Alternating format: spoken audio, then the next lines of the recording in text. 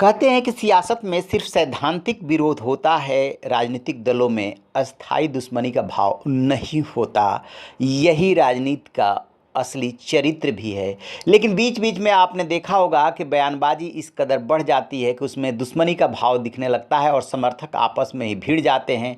2022 UP चुनाव के दौरान आपने देखा होगा कि सीएम योगी और सपा प्रमुख पूर्व मुख्यमंत्री अखिलेश यादव किस तरीके से बयानबाजी करते दिखे थे।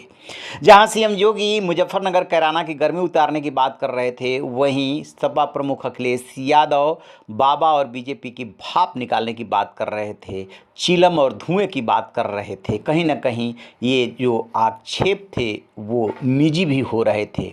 लेकिन आज विधायकों के शपथ ग्रहण के दौरान जब सीएम योगी और पूर्व सीएम अखिलेश यादव आमने सामने टकराए तो कुछ इस तरीके से मिले।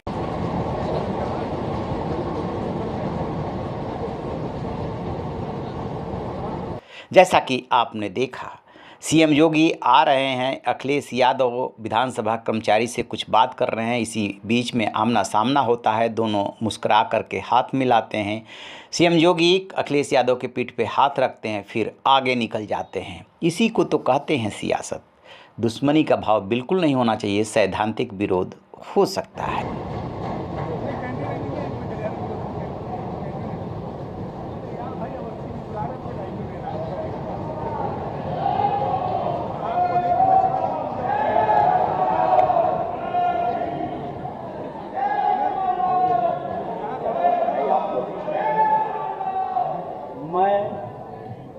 मैं अखिलेश यादव जो विधानसभा का सदस्य निर्वाचित हुआ हूँ, ईश्वर की शपथ लेता हूँ कि मैं विधि द्वारा स्थापित भारत के संविधान के प्रति सच्ची श्रद्धा और निष्ठा रखूंगा।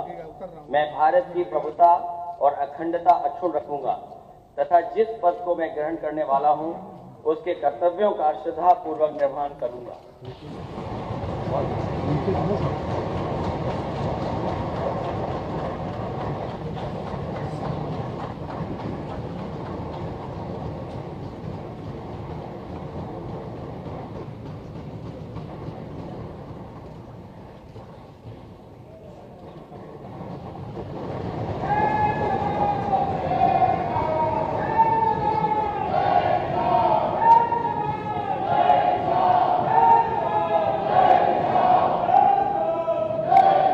मैं विधानसभा में रहा हूं, केवल बेंच बदल गई है। केवल बेंच बदल गई है। मैं अभी पक्ष में बैठता था, विपक्ष में बैठूंगा। सरकार की अकाउंटेबिलिटी के लिए विपक्ष काम करेगा और जो विपक्ष की भूमिका है, सकारात्मक विपक्ष की भूमिका होगी। मित्रों,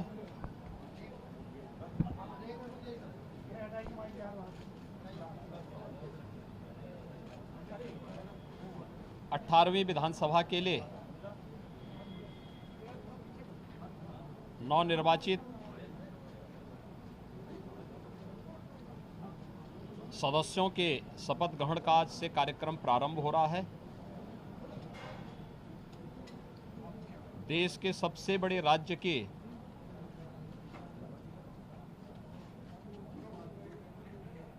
विधानसभा अपने नवनिर्वाचित नए सदस्यों के स्वागत के लिए पूरी तरह तैयार है। आज यहाँ पर माननीय सदस्यगण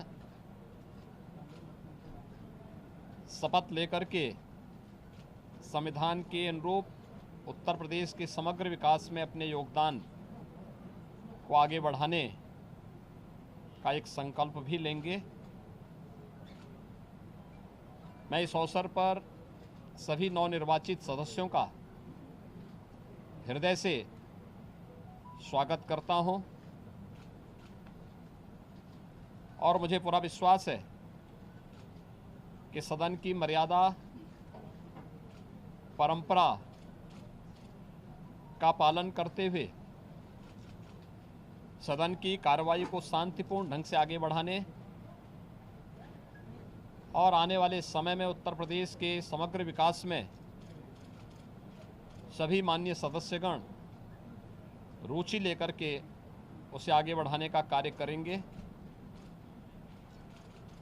नवनिर्वाचित सभी माननीय सदस्यों का मैं एक बार फिर से आज उन्हें बधाई देता हूं और शपथ ग्रहण के लिए उनका हृदय से स्वागत और अभिनंदन भी करता हूं।